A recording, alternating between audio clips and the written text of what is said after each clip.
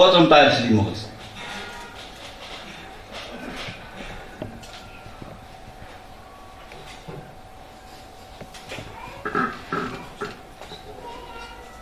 السلام علیکم ورحمۃ اللہ وبرکاتہ.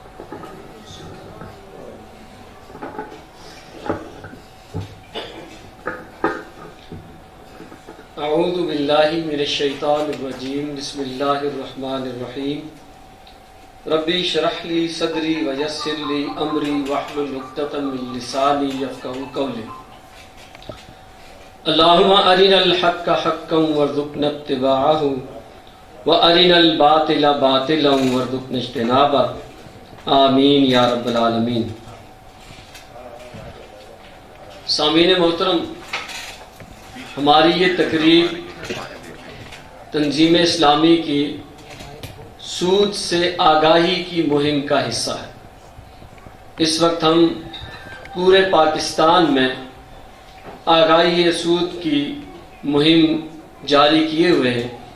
آپ نے یہاں شہر میں بھی دیکھا ہوگا کہ بینرز اور بہت سے پمفلٹس ہم نے تقسیم کیے ہیں، اور یہ جو تقریب ہے یہ بھی اسی کا ایک حصہ ہے. اس سے پہلے کہ میں آپ کے سامنے کچھ آیات پڑھوں، کچھ احادیث کا حوالہ دوں، بہتر ہے کہ میں اپنی اس گفتگو کو آپ کے ساتھ ریلیونٹ کرنے کے لیے اور اپنے آپ کو ایک پیج پر لانے کے لیے کچھ اہم سوالات کے جوابات آپ کے سامنے رکھ دوں، تاکہ پھر جب ہم بات کریں تو بیچ میں کوئی خلا حائل نہ رہے. یہ نہ ہو کہ میں کچھ اور بات کرتا جاؤں، آپ اس کو کچھ اور سمجھتے جائیں. تو سب سے پہلی بات یہ کہ اس دوران ہم بہت سے بینکوں میں بھی گئے، ان کو بھی دعوت نامے دیے، کچھ وہاں پہ بحث بھی ہوتی رہی. تو لوگوں نے یہ کہا، ایک صاحب نے یہ کہا کہ بھائی آپ کس سود کی بات کرتے ہیں؟ وہ سود جو نبی اکرم صلی اللہ علیہ وسلم کے زمانے میں تھا وہ تو وہیں پہ ختم ہو گیا تھا، اور یہ جو ہمارا بینکوں کا سود ہے یہ تو اس سود کی تعریف میں ہی نہیں آتا. تو آپ کس سود کی بات کریں گے؟ تو سب سے پہلے یہی دیکھنے والی بات ہے کہ ہم نے کس سود کی بات کرنی ہے.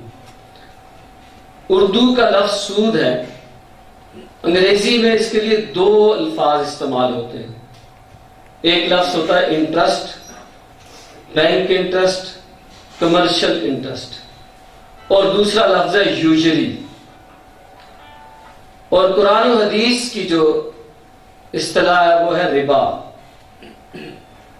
تو کیا کمرشل انٹرسٹ اس سود کو کہتے ہیں جس کو ہم اردو میں کہیں گے تجارتی سود؟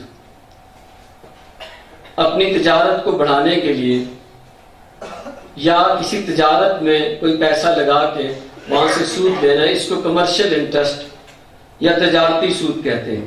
دوسرا جو یوزری ہے اس کو اردو میں صرفی سود کہا جاتا ہے. جو غریب لوگ اپنی ضروریات پوری کرنے کے لیے، اس کو مہاجنی سود بھی کہتے ہیں.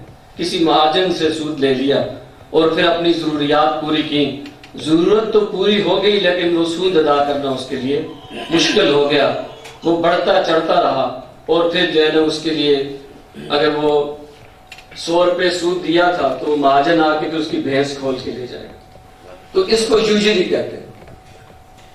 پاکستان میں یہ مسئلہ طے شدہ ہے، ہمیں اس پر یہاں بحث کرنے کی اس لیے ضرورت نہیں ہے کہ پاکستان میں انٹرسٹ اور یوزری دونوں کے دونوں کو ربا کہا گیا. اور کس نے کہا ہے؟ سب سے پہلے 1969 میں اسٹیٹ بینک نے، اس وقت کا ایک ادارہ تھا جو متحدہ پاکستان تھا، اس کو کہتے تھے اسلامی مشاورتی کونسل. تو اسٹیٹ بینک نے سوال کیا اسلامی مشاورتی کونسل سے اسی معاملے میں کہ یہ جو ہمارا بینکنگ کا نظام ہے اس پہ اسلامی مشاورتی کونسل کیا کہتی ہے. 1969 کی بات کر رہا ہوں.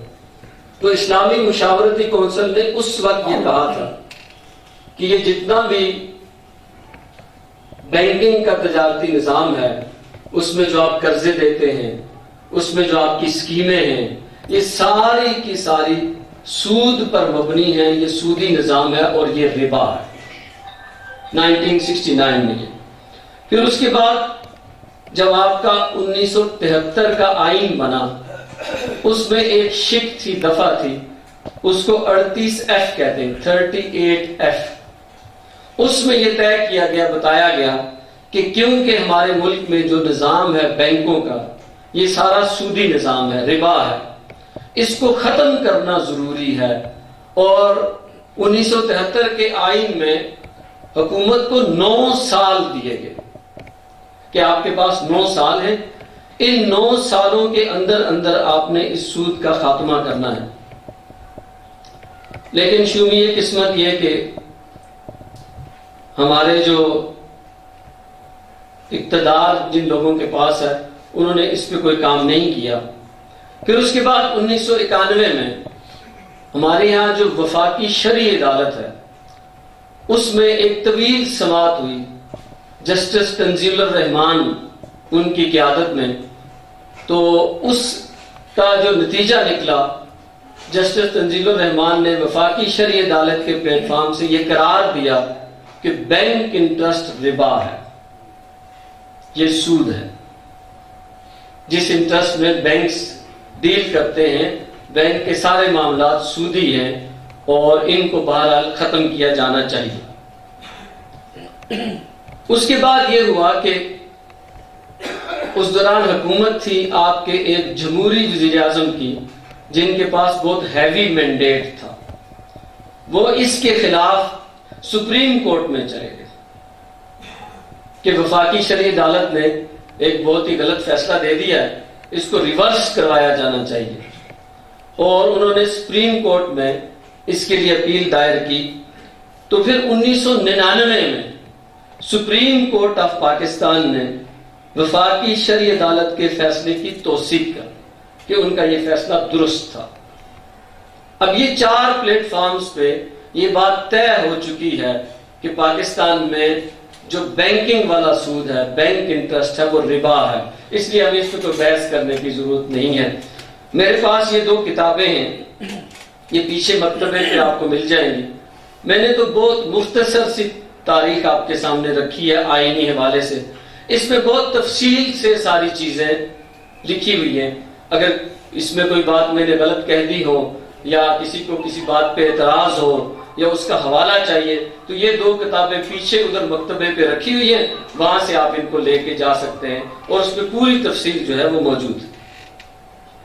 سپریم کورٹ نے بھی وفاقی شرعی عدالت کے فیصلے کی توثیق کر دی، لیکن مملکت خداداد پاکستان جس کو ہم نے بنایا تھا اسلام کے نام پہ، اس میں جو آنے والی گورنمنٹس ہیں، خواہ وہ آپ کے مقدس ووٹوں سے بننے والے جمہوری وزرائے اعظم ہوں یا خواہ وہ فوجی عامر ہوں، اس سلسلے میں سب کے سب ایک ہی تھیلی کے چٹے بٹے ثابت ہوں۔ کسی نے کچھ نہیں کیا، لیت و لیل سے کام لیا، تاخیری حربے، اور پھر اس پہ مستثاد یہ کہ آپ کا جو آخری عامر تھا اس نے یہ کیا کہ پی سی او ججوں کے تحت، جنہوں نے پی سی او پہ حلف اٹھایا ہوا تھا، وہ جتنے بھی فیصلے تھے وہ سارے قلعدم قرار دے کے اس کیس کو واپس وفاقی شرعی عدالت میں بھیج دیا۔ اور ایک گورنمنٹ نے تو یہ بھی کہا کہ اب ہم ان علماء کے رائے سے مستفید ہوں گے دوبارہ جو بینک انٹرسٹ کو ربا نہیں سمجھتے۔ وہ دن اور آج کا دن 9 سال تک یا 10 سال تک تو یہ ہوا کہ اس سود کے کیس کی سماعت کے لیے بینچ ہی نہیں بنا، بینچ ہی نہیں تشکیل دیا گیا کہ اس کی سماعت ہو سکے۔ ابھی یہ 2020 میں اس کی سماعت شروع ہوئی ہے۔ آپ کی جو موجودہ گورنمنٹ ہے، اس کے جو اٹارنی جنرل ہیں، پہلے تو انہوں نے کہا کہ کوئی مسئلہ نہیں، عدالت اس کو سنے، لیکن اب آ کے انہوں نے یہ پچھلے ہی مہینے فروری میں جو تاریخ تھی اس میں کہا کہ ہم عدالت کی جورسڈکشن کو چیلنج کرتے ہیں، تاخیری حربے۔ تو پاکستان میں محسوس یہ ہوتا ہے پچھلی 30 سالہ تاریخ سے کہ یہ کام آئینی طریقے سے ہونے والا نہیں ہے، نہ پہلے ہوا ہے نہ اب آئندہ یہ لوگ اس کو ہونے دیں گے۔ تو اس لیے جو بھی میں اب لفظ سے سود استعمال کروں گا آگے، اس سے مراد بینک انٹرسٹ ہی ہے۔ مہاجنی سود تو اس پہ کوئی اعتراض نہیں ہے، سب کہتے ہیں کہ یوزلی تو سود ہے ہی، لیکن بینک انٹرسٹ بھی سود ہے۔ میں نے اس لیے تھوڑی سی تفصیل آپ کے سامنے رکھی۔ سود کی تعریف کیا ہے؟ ہر وہ قرض جو پیسے کھینچ کر لائے وہ سودی قرض ہے، اور ہر قرض پہ جو زائد پیسہ وصول کیا جاتا ہے وہ سود ہے بنیادی طور۔ لوگ، ایک سوال ہے کہ لوگ سود کے حوالے سے تذبذب کا شکار کیوں ہیں؟ کوئی کہتا ہے کہ یہ سود ہے بینک انٹرسٹ، کوئی کہتا ہے کہ یہ بینک انٹرسٹ سود نہیں ہے۔ تو اس میں ایک بات تو یہ ہے کہ کیونکہ ہماری گورنمنٹس نے اس پہ کوئی کام نہیں کیا، نہ آئین کے مطابق، نہ وفاقی شرعی عدالت کے مطابق، نہ جو ہماری سپریم کورٹ ہے اس کا شریعت اپیلیٹ بینچ اس کے فیصلے کے مطابق، تو لوگوں کو ایجوکیٹ ہی نہیں کیا گیا۔ تو ہمارے جو کنونشنل بینک ہیں وہ خوب مارکیٹنگ کرتے ہیں اس چیز کی کہ بینک انٹرسٹ سود نہیں ہے، اور لوگوں کو دھوکہ دیتے ہیں، اور لوگ ان کے دام میں آ جاتے ہیں، کیونکہ مارکیٹنگ ایک ایسی چیز ہے کہ اس میں خوب جھوٹ بولا جاتا ہے۔ اور یہ کیا جاتا ہے کہ کسی مارکیٹر سے میں نے ایک دفعہ سنا تھا کہ اگر ہم تو ایسی مارکیٹنگ کرتے ہیں کہ اگر کوئی شخص چنے بیچنے آئے تو ہم اسے جلیبیاں خریدوا دیتے ہیں، یہ ہمارا کام۔ تو وہ سود کو جو ہے وہ لوگ اس لیے تذبذب کا شکار ہیں کہ وہ خوب مارکیٹنگ پہ پیسہ خرچ کرتے ہیں، سود کی مارکیٹنگ پہ۔ اور وہ پھر سود جو ہے وہ پیچیدہ چیز ہے۔ کیوں پیچیدہ ہے؟ اس کو میں نبی اکرم صلی اللہ علیہ وسلم کی ایک حدیث مبارک سے اور صحابہ کرام کے ایک قول مبارک سے اور جدید ایک معیشت دان ہے اس کے قول سے آپ کے سامنے رکھوں گا۔ نبی اکرم صلی اللہ علیہ وسلم نے ارشاد فرمایا کہ یہ جو سود ہے اس کے 70 درجے ہیں، 70 حصے ہیں، 70 جزء۔ اس میں جو ہلکا ترین جز ہے، اس کا کم ترین، اس کی حرمت ایسے ہے جیسے کہ کوئی شخص اپنی ماں سے منہ کالا کرے، اس درجے میں یہ خبیث چیز ہے۔ تو ایک تو یہ ہے کہ اس میں جو آخری بات کی گئی، لیکن جو اس سے پہلی بات ہے کہ اس کے 70 درجے ہیں، اس سے کیا مراد ہے؟ 70 سے مراد یہ بھی ہو سکتی ہے کہ اس کے 70 قسمیں ہوں، 70 درجے ہوں۔ البتہ عربی محاورے کے حوالے سے یہ بھی ہو سکتا ہے کہ وہاں 70 کا لفظ کثرت کے لیے استعمال ہوتا تھا۔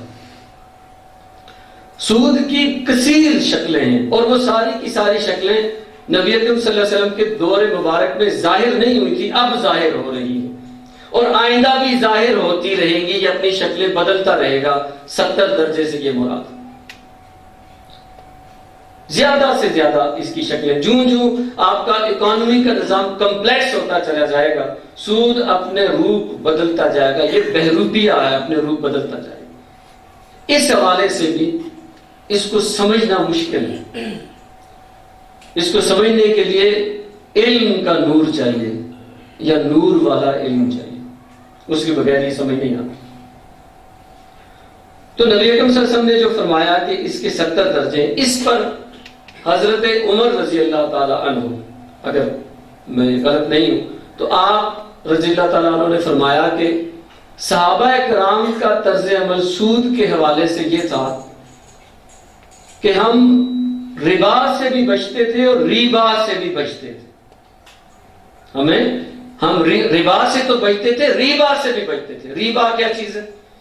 جہاں سے قرآن مجید کا آغاز ہوتا ہے نا، الف لام میم ذالک الکتاب لا ریب فیہ، ریب، یہ ریب ہم کہتے ہیں کوئی شک نہیں اس میں، لا ریب فیہ، اس میں کوئی شک نہیں۔ ریبا کہتے ہیں شک کو۔ تو حضرت عمر نے فرمایا کہ ہم ربا سے تو بچتے ہی بچتے تھے، ہر اس چیز سے بھی بچتے تھے جس میں سود کا شک بھی ہوتا تھا۔ ذرا جس میں سود کا شک ہم اس سے بھی بچتے تھے، اس سے ہمارا ایمان محفوظ رہتا تھا۔ ہمارا عموماً معاملہ یہ ہے کہ ہم نے اگر کوئی پیسے لگانے ہوتے تو ایک سرسری سی تحقیق کرتے ہیں۔ کسی نے مجھ سے آ کے پوچھ دیا، میں نے کہتا ہوتا مجھ سے نہ پوچھا کرو، میں مفتی نہیں ہوں، کسی مفتی صاحب سے جا کے پوچھا، اور مفتی صاحب میں بھی جن کا تخصص ہو اس کام میں، ان سے پوچھا کرو۔ کہتے نہیں آپ ہی بتا دیں کیا کرنے جا رہے ہیں. بس میں نے بینک سے کار لینی ہے, میں نے پیسے انویسٹ کرنے, مانا انکم ہو جائے. سادہ سی تحقیق کر کے. اور پھر اگر کہا جائے نا کہ اس معاملے میں علماء کا اختلاف ہے, کہتے پھر تو بڑے مزے ہو گئے, ہم تو پھر یہ چیز لازمی اختیار کریں گے. صحابہ کرام یہ کرتے تھے جہاں اختلاف ہوتا تھا اس کو چھوڑ دیتے تھے. ہم یہ کرتے ہیں کہ جہاں اختلاف ہوتا اس کو پکڑ لیتے, کیونکہ وہ بڑا میٹھا میٹھا پیارا پیارا, اس میں مانا انکم جو زیادہ آتی. تو صحابہ کرام ربا کو بھی چھوڑتے تھے اور ریبا کو بھی چھوڑتے تھے. ہم ربا کو کیا چھوڑیں گے, بس ربا کی بھی ڈیفینیشن کنفیوزڈ ہے, اور ریبا جہاں پہ ہمیں اختلاف مل جائے تو ہم اس میں تو خوب خوب جھپٹتے ہیں. تیسری بات, ایک بہت بڑے اکانومسٹ نے یہ کہا جدید دور کے, کہ یہ جو جدید اکانومی ہے یہ اتنی کمپلیکس ہے, اتنی پیچیدہ ہے کہ اس کی سمجھ 1 ملین میں سے ایک بندے کو آتی ہے.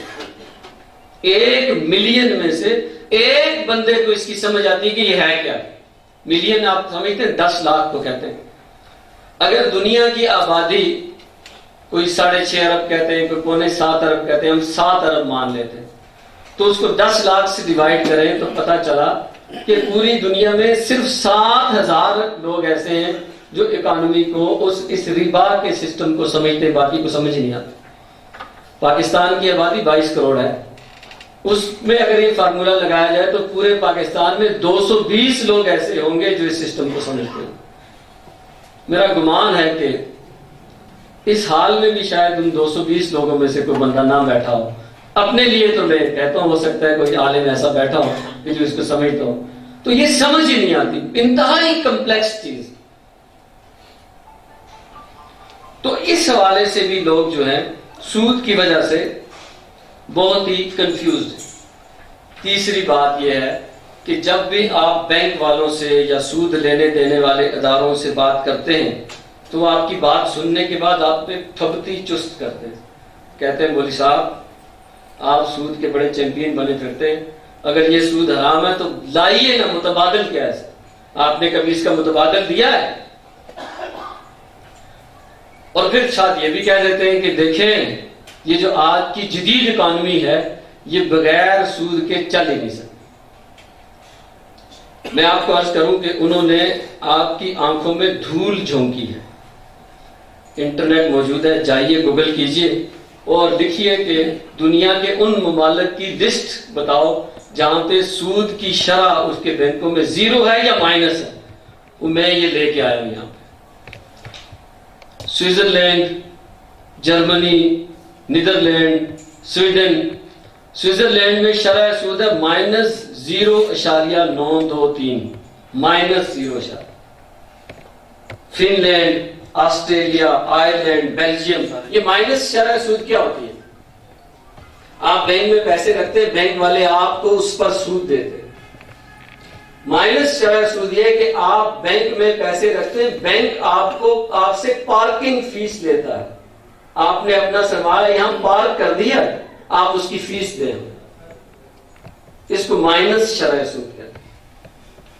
یعنی آپ کو کوئی سود نہیں دیتے, آپ کو الٹا انہیں پیسے دینے پڑتے ہیں اپنے سرمایہ کی حفاظت کے لیے. تو دنیا کے اتنے امیر ممالک کے میں نے آپ کے سامنے نام لیے, جب وہ 0 شرح سود یا مائنس پہ چل سکتے ہیں تو ہمیں کیا مسئلہ ہے؟ ہمارے تو خدا رسول نے کہا ہے کہ ایسا مت کرو, اور یہ جتنے بھی ممالک ہیں جن کی شرح سود مائنس ہے ان میں سے کوئی بھی خدا رسول کو ماننے والا نہیں ہے, سارے غیر مسلم ہیں. یہ مسلمانوں کو موت پڑی ہوئی ہے کہ ان کو اس بات کی سمجھ نہیں آتی.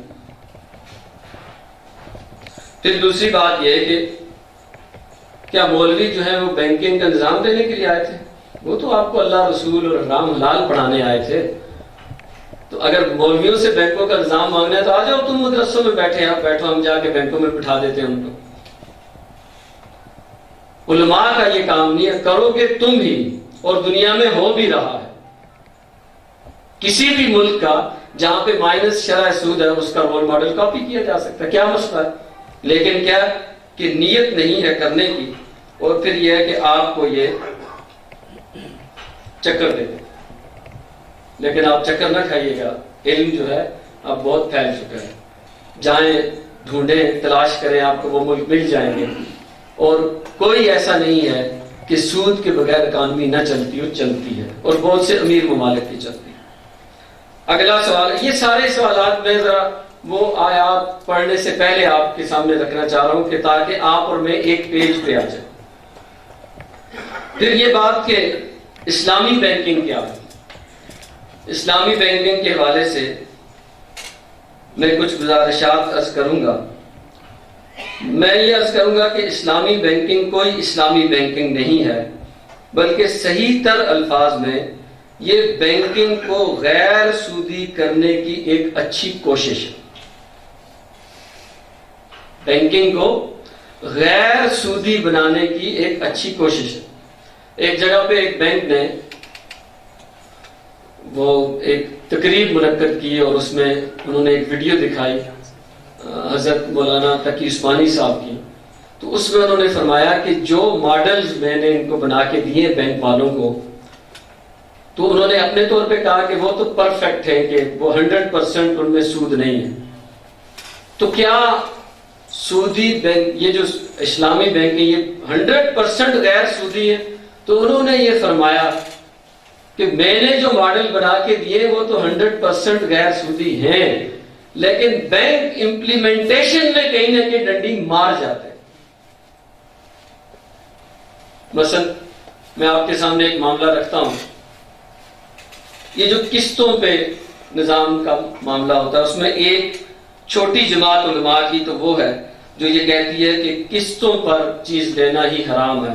اگر ایک چیز نقد 10 روپے کی ہے، اگر آپ قسطوں پہ 12 روپے کی لیں گے تو 2 روپے جو ہے وہ ربا ہے، لیکن یہ کم تعداد ہے۔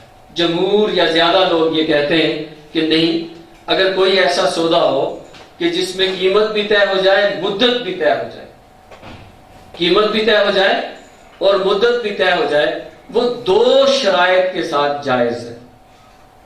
پہلی شرط کیا کہ بعد میں قیمت نہ بڑھائی جائے، دوسری شرط کیا کہ وہ جو قسطیں دینے والا شخص ہے یا پارٹی ہے، وہ اگر کسی بھی وجہ سے قسطیں نہ دے پائے یا نہ دے، تاخیر کرے، جیسے کسی وجہ سے یا جان بوجھ کے، اس پر کوئی جرمانہ عائد نہ کیا جائے، یہ دوسری شرط۔ ان 2 شرائط کے ساتھ قسطوں کا کاروبار بھی جائز ہے۔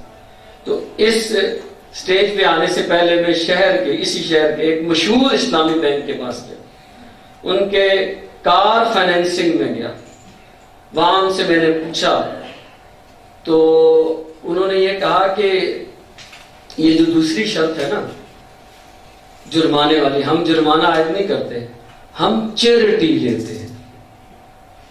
چیریٹی کا اردو ترجمہ کو صدقہ، خیرات، اس طرح کو۔ میں نے صرف انہیں یہ کہا کہ اگر شراب کی بوتل پہ روح افزا کا لیبل لگا دیا جائے تو وہ شراب ہی رہتی ہے۔ بہرحال اسلامی بینکنگ کو غیر سودی کرنے کی ایک اچھی کوشش ہے، اور میرے ناقص علم کے مطابق جو میں نے محترم تقی عثمانی صاحب کا بیان بھی سنا، اس میں بھی یہ ہے کہ انہوں نے یہ کہا کہ ہم تو انہیں 100% غیر سودی پروڈکٹس بنا کے دیتے ہیں، امپلیمنٹیشن میں یہ آگے ابھی بھی ان سے گڑبڑ ہو جاتی ہے، اور امید ہے کہ بات آگے چلے گی، اور 100% بھی اللہ کرے گا کہ یہ غیر سودی جو ہے ہو جائے۔ اسی بینک میں بیٹھا تھا تو ایک صاحب جو ہے وہ تشریف لائے، انہوں نے کہا جی کہ یہ آپ مجھے منافع کم دیتے ہیں۔ انہوں نے پیسے لگائے ہوئے تھے وہاں اسلامی بینک میں، انہوں نے کہا جی منافع کم دیتے ہیں۔ تو میں بول پڑا، بینکنگ کے والے سے تھوڑا پریدنے کی، اور میں نے کہا جی یہ آپ کو منافع اتنا ہی دیں گے جتنا اسٹیٹ بینک نے سود کا ریٹ مقرر کیا ہوا باقی بینکوں کے لیے۔ اور وہ جو ان کے مینیجر تھے وہ ایک دفعہ تو ہاں کر کے کہ ہاں ایسا ہے، لیکن انہوں نے کہا ہم تو کاروبار کرتے ہیں، ہم تو لینڈنگ کرتے ہی نہیں، لیزنگ کرتے ہی نہیں اس طرح کی، ہم تو کاروبار کرتے ہیں۔ تو میں نے کہا حضرت کاروبار میں تو اللہ تعالیٰ نے 90% رسک رکھا ہے، آپ کہاں اور یہ سودی بینک کہاں، اور آپ کا یہ میکس کیوں پڑ رہا ہے؟ آپ کو تو بہت پیسے دینے چاہیے۔ اسٹیٹ بینک کی ریسٹرکشن ہے، تو اس کا مطلب ہے کہ آپ بھی اسٹیٹ بینک کے تابع ہیں. تو کم سے کم بات جو میں کہتا ہوں وہ کہ اگر اسلامی بینکوں میں ربا نہیں ہے تو ریبا تو ہو گئی. شک والی بات تو ابھی. احادیث اور آیات کچھ میں آپ کے سامنے رکھوں. یہ جو سود ہے نا، اس کے حوالے سے لوگوں کی حساسیت نہیں ہے. اس کی کیا وجہ ہے؟ مثلا ابھی اگر آپ کو یہ کہا جائے کہ یہ قریب ہی کوئی ہوٹل ہے، وہاں پہ سور کا گوشت پکایا جاتا ہے، استغفر اللہ، یہاں سے آپ جائیں گے اس کے پاس، اس کے برتن توڑ دیں گے، شیشے توڑ دیں گے، اس ہوٹل مالک کی درگت بنائیں گے، تمہیں سور کھلاتا ہے. اور اگر آپ سے یہ کہا جائے کہ یہاں پہ بہت سے کنونشنل بینک ایسے ہیں جو اس سور کا تو ایک درجہ نا حرام ہونے کا، وہی حرام ہے، سود کے 70 درجے، وہ لوگوں کو سود کھلاتے ہیں، آپ کچھ بھی نہیں کریں. حساسیت سود کے حوالے سے نہیں ہے، سور کے حوالے سے بہت ہے. سور بھی اللہ نے حرام کیا، سود بھی اللہ نے حرام کیا، اور اللہ کے نبی نے فرمایا کہ یہ تو بہت بڑا حرام ہے، سور سے بھی زیادہ ہے. یعنی 70 درجے کے حوالے سے میں بات کروں. لیکن نہیں، ہم اس میں حساس نہیں ہیں. قرآن مجید میں 4 جگہ پہ وحی آئی ہے سود کے حوالے سے. پہلی وحی سورہ روم میں، سورہ نساء میں، سورہ آل عمران میں، آخری وحی آئی ہے سورہ بقرہ میں. تو کیا فرمایا کہ آخری آیات اس کی یہ ہے کہ اگر تم سود کھانے سے باز نہیں آتے تو پھر تیار ہو جاؤ کہ اللہ اور اس کے رسول کا تمہارے خلاف اعلان جنگ ہے. اللہ اور اس کے رسول نے شاید ہی کسی حکم کے کسی بھی گناہ پہ یہ کہا کہ میرا اور میرے رسول کا اعلان جنگ ہے، اس پہ کہا. لیکن ہماری حساسیت بہت کم ہے. ایک اور حدیث مبارک ہے، نبی اکرم صلی اللہ علیہ وسلم نے ارشاد فرمایا کہ سود کا 1 دینار جو کوئی شخص جان بوجھ کے کھائے، سود کا 1 دینار. اچھا یہ ساری احادیث میں اس کے متن اس لیے نہیں پڑھا کہ یہ یہاں لکھے، اس میں لکھے سارا حوالے متن سارا کچھ یہاں لکھا، تو کسی کو کوئی اعتراض ہو تو وہ اس میں سے دیکھ سکتے، وہ کتاب وہاں پہ رکھی. سود کا 1 دینار جو کوئی جان بوجھ کے کھائے 36 مرتبہ زنا کرنے سے زیادہ اس کی حرمت ہے. سود کے حوالے سے نبی اکرم صلی اللہ علیہ وسلم نے 4 افراد پہ لعنت فرمائی. سود لینے والے پہ لعنت اللہ کے نبی کی، سود دینے والے پہ لعنت اللہ کے نبی کی، سود لکھنے والے پہ لعنت اللہ کے نبی کی، اور سود کے معاملے پہ گواہ بننے والے پہ لعنت اللہ کے نبی کی. کھانے والا بھی لعنتی، کھلانے والا بھی لعنتی، لکھنے والا بھی لعنتی، گواہ بننے والا بھی لعنتی. یہ بات بھی حدیث مبارک میں ہے.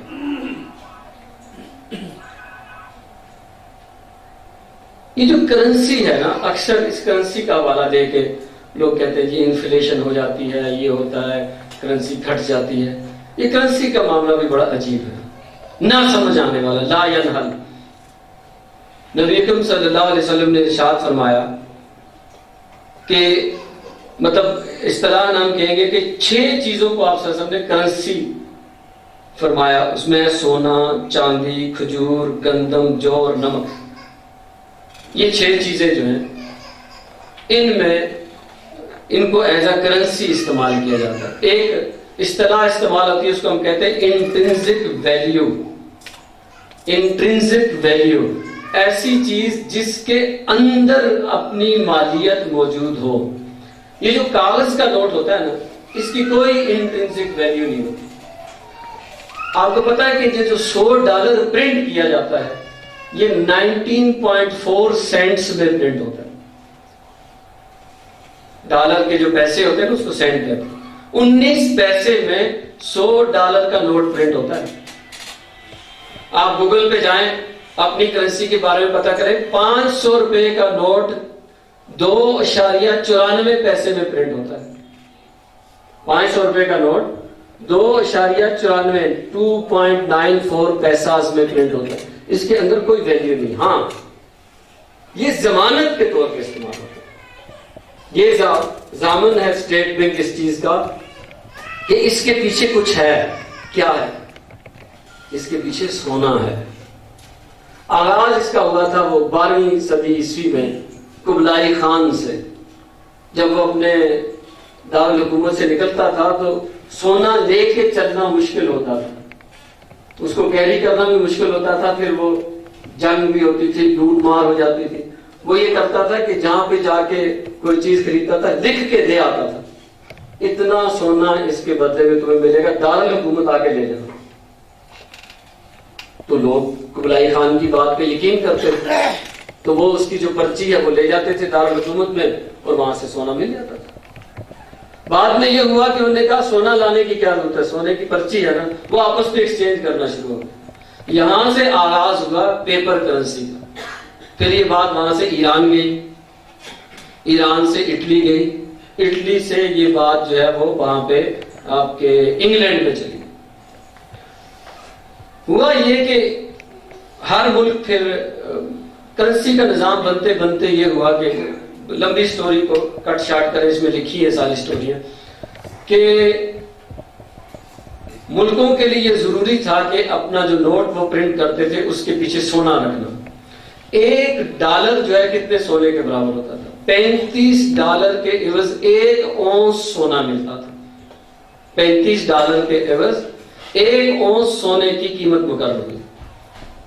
یہ دنیا میں جتنی بڑی بڑی جنگیں ہیں نا، آپ کو شاید اس کا اندازہ نہ ہوتا ہو کہ کس نے کروائی ہے۔ ورلڈ وار 1 اور ورلڈ وار 2 کس نے کروائی؟ سیاسی لوگوں نے نہیں کرائی، یہ بینکرز نے کروائی۔ تیسری عالمی جنگ بھی بینکرز کروانے جا رہے ہیں، اور بینکرز بہت طاقتور ہوتے ہیں۔ طاقتور وہ نہیں ہے کہ جو 8 گھنٹے خون پسینے کی کمائی سے $1000 کمائے، طاقتور وہ ہے جو نوٹ پرنٹ کر لے، جتنے چاہے پرنٹ کر لے، وہ طاقتور۔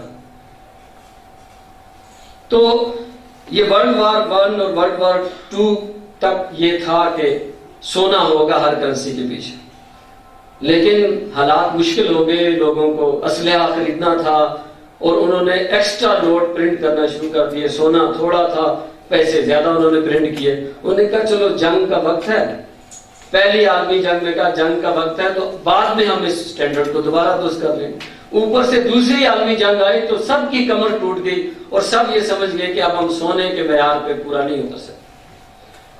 تو انہوں نے اسلحہ خریدا کس سے تھا؟ امریکہ بہادر سے۔ ان کی اپنی کمر ٹوٹ گئی، اس کی کمر مضبوط ہونا شروع ہو گئی۔ پھر برٹن ووڈ ایک شہر ہے 1944 یا 45 میں، وہاں پہ یہ جو اتحادی ملک تھے نا 44-40 کے قریب، ان کے کوئی 750 لوگ وہاں بیٹھے۔ انہوں نے کہا اس مسئلے کا کیا حل کریں؟ ان کا اس کا ایک ہی حل ہے، وہ کیا ہے کہ سب ڈالر کو سٹینڈرڈ مان لیں، سونے کو چھوڑ دیں۔ ڈالر کے پیچھے جو سونا ہے نا، سب متفق ہو گئے اس بات کہ ڈالر جو ہے اس کے مطابق ہماری کرنسیوں کے ریٹ طے ہوں گے۔ یہ بات فرانس کو پسند نہ آئی، 1965 تک یہ بات چلتی رہی۔ 1965 میں فرانس نے یہ کیا کہ اپنی نیوی کو کہا کہ دنیا سے ڈالر جمع کرو اور بحری جہاز بھرو، بھر کے امریکہ بھیجو اور امریکہ کو کہو کہ ان ڈالروں کے مقابلے میں جو سونا ہے وہ میں دوں۔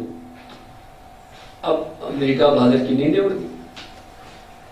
امریکہ نے بھی یہ کیا تھا کہ ڈالر بہت پرنٹ کر دیے تھے، سونا اتنا پیچھے نہیں تھا، دھوکہ کیا تھا اس نے دنیا کے ساتھ۔ امریکہ کے سر پہ ویتنام کی وار کھڑی تھی، کوریا کی وار کھڑی تھی۔ فرانس نے تو اپنا سونا لے لیا، ہر ملک کو یہ شوق چڑھا کہ ہم اپنے ڈالر دے کے تو اپنا سونا واپس لے لیں، تو یہ امریکہ کر نہیں سکتا تھا۔ 1971 میں صدر نکسن جو امریکہ کا تھا، اس نے کہا نو مور گولڈ، ڈالر کے پیچھے کوئی سونا، ہم کسی کو سونا واپس نہیں کریں گے۔ وہ ڈالر جو ہے وہ کاغذ کے نوٹ کا کاغذ کا نوٹ رہے گا۔ اربوں نے جتنا تیل بیچ بیچ کے ڈالر جمع کیے تھے وہ سارے کاغذ میں بدل گئے۔ امریکہ نے کہا اب کسی کو کوئی سونا نہیں ملے گا۔ اب جو کرنسی آپ اور میں استعمال کرتے ہیں یہ جعلی کرنسی ہے۔ اس کے ریٹ کیسے طے ہوتے ہیں؟ انہوں نے 1944 میں ہی ایک تو IMF بنایا، اس کے بعد ایک اور ادارہ قائم کیا جو ریٹ طے کرے گا کہ کس کرنسی کا کیا ریٹ ہے، اور طے کس طرح کرے گا؟ ایک لفظ ہے انگریزی کا گڈ ول، گڈ ول پہ طے کرے گا کس کی کتنی سے ہے مارکیٹ میں۔ یہ جو آپ کاروبار کرتے ہیں نا تو ایک لفظ استعمال کرتے ہیں پگڑی. پگڑی کیا ہوتی ہے؟ کسی دکان کی حیثیت کیا ہے؟ آج کل کرنسیوں کے فیصلے پگڑی بھی ہوتے ہیں. کس کی کتنی گڈ ول ہے وہ ادارہ بھی امریکہ کا اپنا ہی ہے, وہ خود ہی طے کرتا ہے جس کی چاہے کرنسی اوپر کر دے جس کی نیچے کر دے. نائجیریا کے پاس سعودی عرب سے زیادہ تیل ہے, نائجیریا کی کرنسی کی کوئی حیثیت نہیں, سعودی عرب کی کرنسی اچھی تگڑی. جس ملک پہ پابندی لگا دے اس کی کرنسی کو زمین سے ملا دیتے ہیں. اب خود ہی سارے فیصلے کرتے ہیں, کیوں؟ پیچھے گولڈ جو نہیں رہا. تو یہ جو کرنسی ہے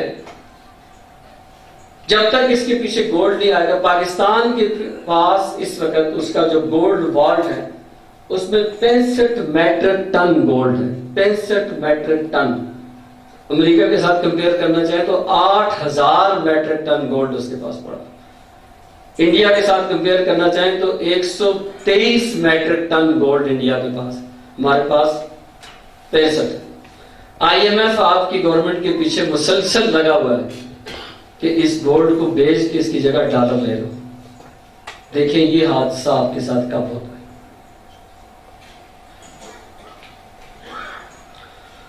تو کہتے ہیں کہ دنیا کی وہ جو تاریخ ہے نا, اقتصادی تاریخ, اس کا بلیک ڈے تھا وہ جب صدر نکسن نے یہ کہا تھا کہ نو مور گولڈ.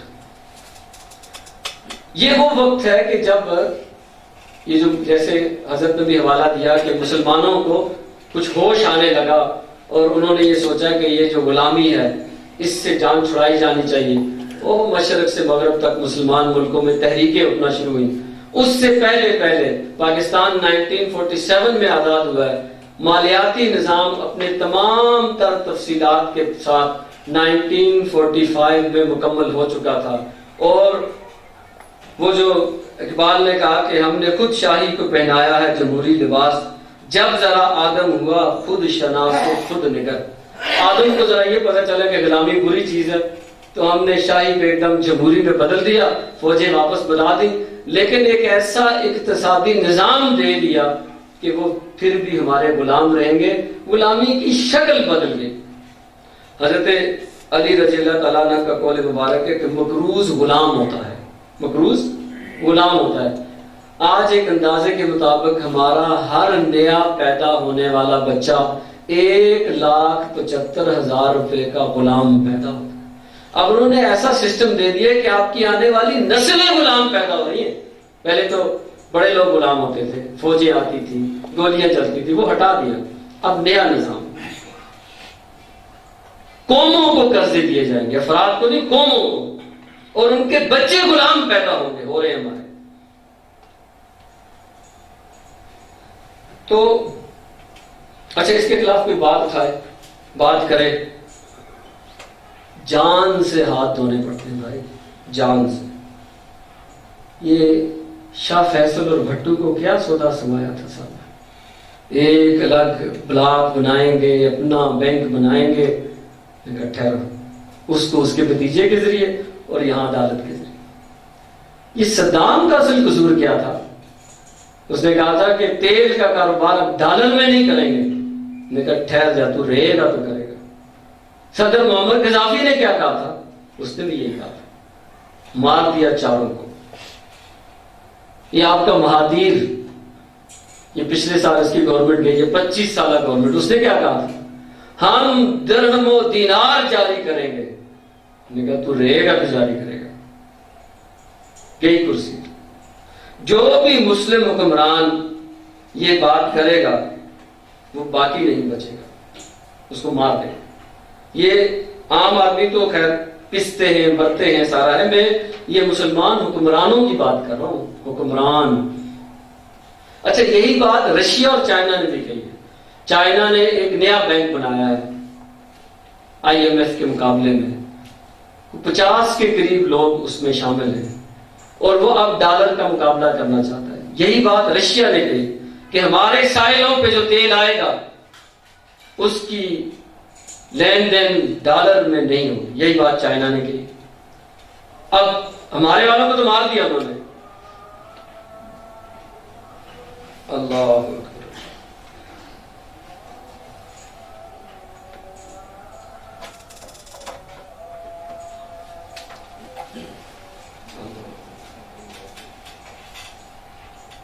ایک اذان سن لیتے ہیں اس کو.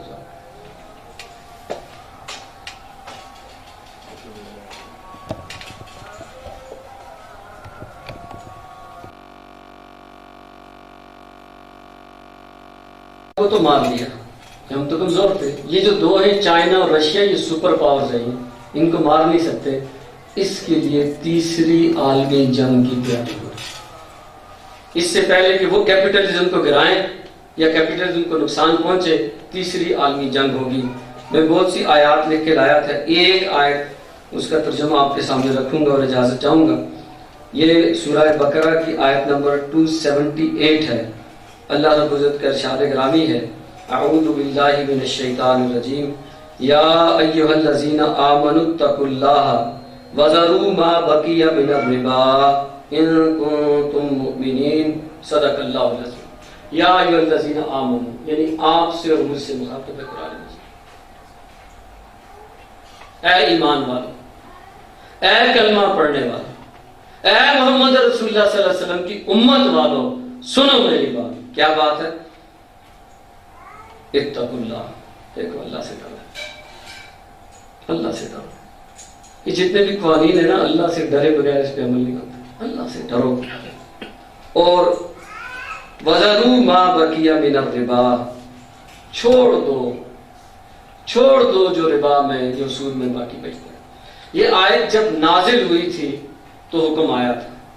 میں ایک بات عرض کروں کہ جنہوں نے آج سے پہلے یہ آیت سنی نہیں یا مستحضر نہیں ان کو, آج انہوں نے سن لی. یہ حکم آج ان کے لیے ہے. جن کو اس وقت سمجھ آ گئی تھی کہ قرآن میں کوئی ایسی آیت ہے, جنہوں نے قرآن نہیں پڑھا آج سن رہے ہیں, تو سنیں آپ پر آج یہ حکم آ رہا ہے. کہا جا رہا ہے کہ اے ایمان والو, اللہ کا تقوی اختیار کرتے ہوئے جو کوئی تمہارا سودی بینک میں بینک اکاؤنٹ ہے, سودی لین دین ہے, کچھ بھی ہے, وزرو, باقی اب معاملہ جو تم کھا چکے ہو چکا چھوڑ دو. ان کنتم مؤمنین, یہ شرط ہے تمہارے مومن ہونے کی. کہا یا ایھا الذین آمنوا, اس کا ترجمہ اب میں کیا کروں گا, اے ایمان کے دعوے داروں, اے وہ لوگوں جنہوں نے زبان سے کلمہ پڑھا ہے, اے وہ لوگوں جو مسلمانوں کے گھر پیدا ہو گئے, کلمہ ماں کی گود میں مل گیا, قاری صاحب نے مدرسے میں پڑھا دیا, سمجھ نہیں آئی اس کو. اے وہ لوگوں, تم سے قرآن مخاطب ہے کہ چھوڑ دو, اگر پہلے نہیں پتا تھا تو چھوڑ دو سود کا معاملہ جتنا بھی ہے. ان کنتم مؤمنین, اگر تم سچے مومن, اگر واقعی تم اس کلمے کا پاس ہے نا, اب سود والے معاملے میں نہ جاؤ, بس چھوڑ دو, ختم کر دو, جانے دو. فَإِن لَمْ تَفْعَلُوا, اگر تم نے ایسا نہ کیا, اگر تم نے ایسا نہ کیا, فَأْذَنُوا بِحَرْبٍ مِّنَ اللَّهِ وَرَسُولِهِ, فَأْذَنُوا اذنوں سے نکلا, کان سنو گے, کان کھول کے سن لو, تمہارے خلاف اللہ اور اس کے رسول کا اعلان جنگ ہے. نہیں مانتے, نہیں چھوڑتے, نہیں باز آتے, کلمہ پڑھا ہوا تم نے اور چھوڑ دیا, جانے. اب نہ جانا سودی کاروبار کے لیے کسی بینک میں, اور اگر تمہیں اس آیت کی آج سمجھ آئی ہے نہ جانا. لیکن اگر تم نہیں کرتے تو اللہ اور اس کے رسول کی تمہارے خلاف جنگ ہے, جو اعلان جنگ ہے. وَإِن تُبْتُمْ, کیا ہی اچھا ہو اگر تم توبہ ہی کرو. وَإِن تُبْتُمْ, اگر تم باز آ جاؤ, توبہ کر لو.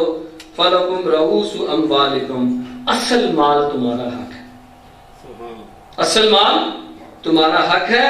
لا تظلمون ولا تظلمون, نہ تم کسی پہ ظلم کرو نہ تم پہ ظلم کیا جائے.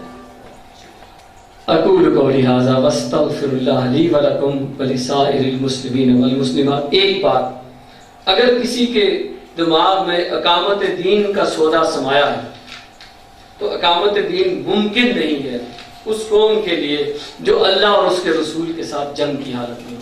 پہلے اللہ اور اس کے رسول کے سامنے سر تسلیم خم کرے جو کلمے کا تقاضا ہے, پھر اللہ کے دین کی بات کریں. اور اللہ کے دین کے قائم ہونے کا نقطہ آغاز جس پہ ہم میں سے کسی کا کوئی اختلاف نہیں, وہ ہے سود کا خاتمہ. اگر خود نہیں کر سکتے کسی ایسی جماعت کے ساتھ مل جائیں، کسی اجتماعیت کے ساتھ مل جائیں، تنظیم اسلامی کے ساتھ مل جائیں، لیکن کریں کریں کریں. اقول قولی ھذا واستغفر اللہ لی ولکم ولسائر المسلمین والمسلمات. جزاک اللہ خیر.